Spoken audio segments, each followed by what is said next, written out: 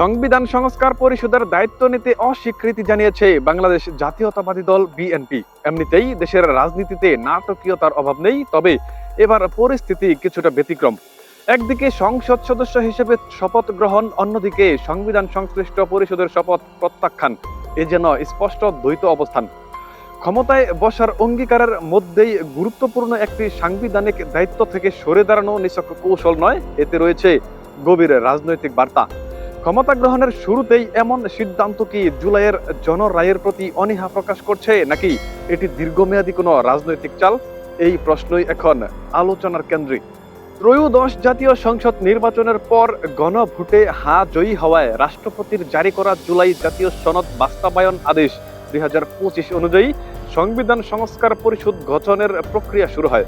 আদেশে বলা ছিল, নির্বাচিত সংসদ সদস্যরাই পরিষদের সদস্য হিসেবে দায়িত্ব পালন করবেন। মোট সদস্য সংখ্যা হবে 60 জন। কিন্তু শপথের দিন সকালে তৈরি হয় ভিন্ন চিত্র। বাংলাদেশ জাতীয়তাবাদী দল এর স্থায়ী কমিটির সদস্য সালাউদ্দিন আহমেদ ঘোষণা দেন, তারা সংসদ সদস্য হিসেবে শপথ নেবেন, তবে সংবিধান সংস্কার পরিষদের সদস্য হিসেবে শপথ নেবেন না। তাদের দাবি, সংবিধানের তৃতীয় তফসিলে সংশোধন ছাড়া এ শপথ সাংবিধানিকভাবে বৈধতা পাবে না। ব্যাখ্যাটি আইনি ভিত্তি সম্পন্ন হলেও রাজনৈতিকভাবে তা বেশ তাৎপর্যপূর্ণ। কারণ একই সময়ে বাংলাদেশ জামায়াতে ইসলামী ও জাতীয় নাগরিক পার্টির 77 সদস্য দুই ধরনের শপথই নিয়েছে, ফলে 60 জনের কোরাম পূর্ণ হয়েছে এবং চাইলে তারা পরিষদে আহ্বান করে সংশোধন প্রক্রিয়া শুরু করতে পারেন। এই অবস্থায় প্রশ্ন উঠেছে, বিএনপি কি দেশকে এখন দ্বৈত সাংবিধানিক বাস্তবতার দিকে ঠেলে দিচ্ছে? সুপ্রিম কোর্টের আইনজীবী মুনজিল মুরশাদ মত দিয়েছে, আদেশ অনুযায়ী 60 সদস্য উপস্থিত থাকলেই সংবিধান সংশোধনের কাজ শুরু করা সম্ভব। সেই হিসেবে 77 জন চাইলে নিজেদের মতো করেই খসড়া প্রণয়ন এগিয়ে নিতে পারেন। অন্যদিকে সংবিধান বিশ্লেষক স্বাধীন মল্লিক প্রশ্ন তুলেছেন, গণভোটের ফলেই যদি জুলাই আদেশ কার্যকর হয়ে থাকে, তাহলে আলাদা করে পরিষদ গঠনের প্রয়োজন কোথায়? এরই মধ্যে গণভোট বাতিলের দাবি হাইকোর্টে রিট হয়েছে। অর্থাৎ বিষয়টি নিয়ে আইনি লড়াই শুরু হয়েছে, যা ইঙ্গিত দিচ্ছে আইন নিজেই যেন এক ধরনের সাংঘর্ষিক অবস্থানে পড়েছে।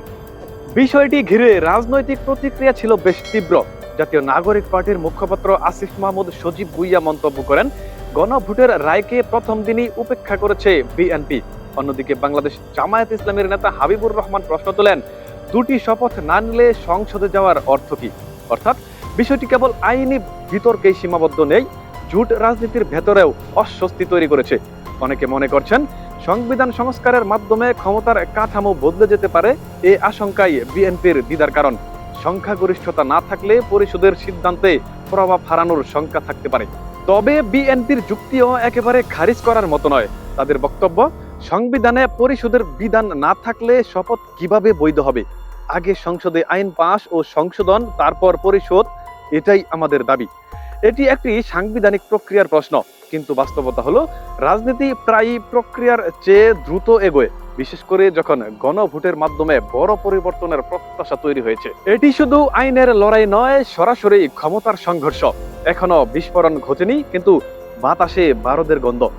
বিএনপি বলছে তারা সংবিধান মেনেই চলবে, সমালোচকরা বলছে এটি জুলাইয়ের প্রত্যাশার সঙ্গে বিশ্বাসঘাতকতা। বাস্তবতা হলো আইনি সুরক্ষা দিতে গিয়ে বিএনপি রাজনৈতিক ঝুঁকি বাড়িয়েছে। প্রশ্নটা তাই আরো বড় হয়ে উঠেছে, দেশ কি সাংবিধানিক স্থিতির পথে নাকি নতুন সংঘাতের ধারপ্রান্তে? ইতিহাসে এটি হয়তো ছোট একটি অনুচ্ছেদ হবে, আবার এটিতে হতে পারে নতুন অধ্যায়ের সূচনা। কারণ কখনো কখনো শপথের চেয়ে বেশি শক্তিশালী হয় শপথ না নেওয়ার সিদ্ধান্ত।